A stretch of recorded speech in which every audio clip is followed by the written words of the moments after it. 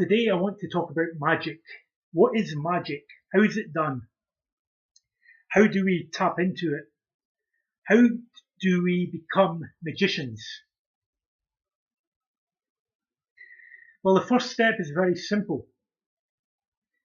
The first step, you simply say out loud, I am in. That's all you have to do. That's the initial invitation. So the idea or theory behind it is, because magic is both an art and a science, a hermetic occult art or esoteric art, and it involves working with natural laws, with talismans, wands, elements and tools like daggers and swords, perhaps, pentagrams, magic squares, scrying, mirror gazing,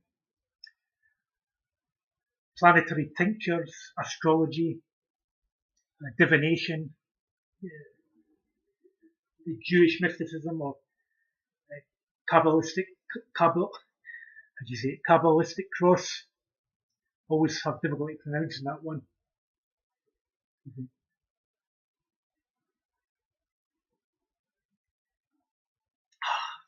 When you're thirsty, only water will do. Water being an important element in the practice of magic. But so to get the ball rolling, all you have to do is say Amen, and you really mean it when you say it.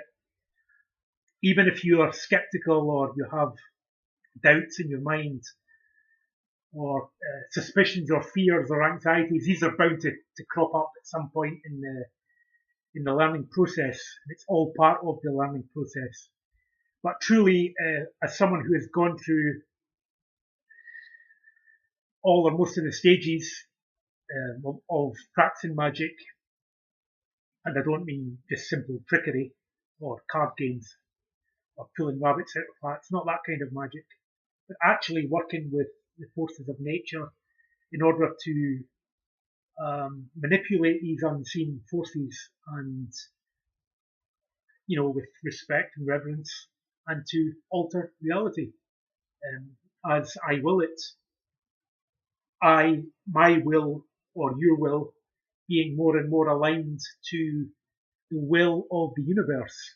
So the universe will manifest what it is you desire, as long as that desire is pure and that desire comes from the heart. It's not just a selfish, greedy desire. I mean, there are types of magic like black magic and hexing and all that are more concerned with making money. And there's nothing wrong with making money. We all want to be wealthy and enjoy the best of things. So there are, what I have to say about black magic is it's not as people think it is. It's not necessarily or even wholly evil at all. It's simply the dark side of magic, and it involves cursing enemies. And well, I won't go into that too much because it's not really pleasant stuff to talk about. But nonetheless, one will come into contact with it at some point, and one has to know how to deal with it. And there are various techniques and invocations that you can practice to protect yourself. And I'm here to tell you that there's nothing to fear, absolutely. Only your that your understanding will become more advanced and your life will become richer and more profound and more meaningful as you establish a harmonious relationship with the world around you. And I mean by that not only just people and like animals and nature, but the actual forces of light and dark themselves. You'll learn to integrate your own shadow and be at peace with it and be at peace with the so-called darkness or evil of the world. You'll be able to understand it's all part of the unfolding of the great perfection, that the world is actually perfect as it is. That we don't really need to alter it. We just need to get into touch with its systematic flow, its cycle. So it involves an awareness of cosmic forces as well, the planets, Jupiter, Saturn, Mars, Mercury, and so on, and the gods that are associated with these planets like Venus, Aphrodite, and other Greek gods. And it also involves Tibetan mysticism and meditation, divination, the practice of mantras, the invoking of angels, petitioning angels, the accessing of the lower, middle, and upper worlds, much like they are revealed in shamanism. It also involves, for some people, contacting the dead or spirits or seances. It can involve spells as well, casting spells to a love interest or a material desire, or simply a desire for things to be better in the world, for your circumstances to improve, for a relative to get well. If you are praying for somebody who is sick and needs their health back, it can also work in their favour. So it's all about connecting with the source, much like sorcery, although it's embedded in different traditions from different parts of the world. And it goes back to ancient times. It goes back to medieval times and even before that. I mean, who knows what its source is? There are aspects of magic that involve interpreting sacred scrolls, for example, and it might even involve archaeological work. So it's a big thing. It's a big practice, and I haven't even mentioned one fifth of it yet. There's more. There's far more to it, which I'll reveal as I become more familiar with it myself and can memorize everything that I've learned so far in my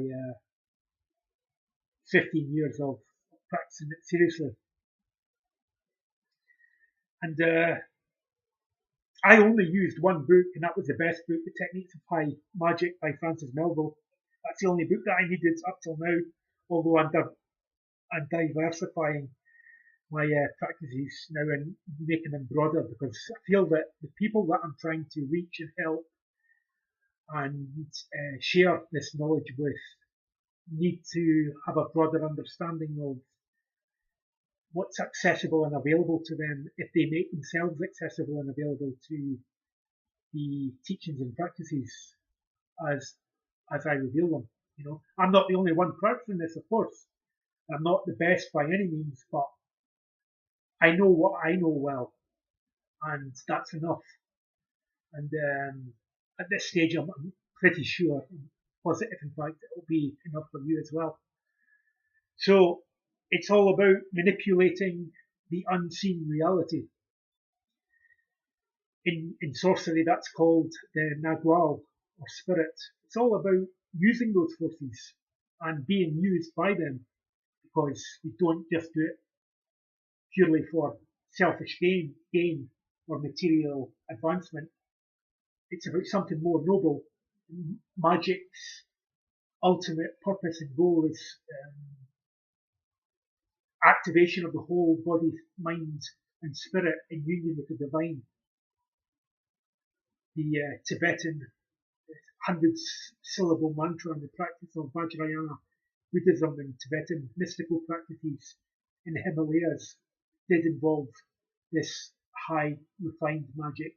So there are different levels that I'm going to be sharing with you, different levels that I'm going to be showing you and teaching you and instructing you. So whoever's interested, just hit the like button and say, I'm in.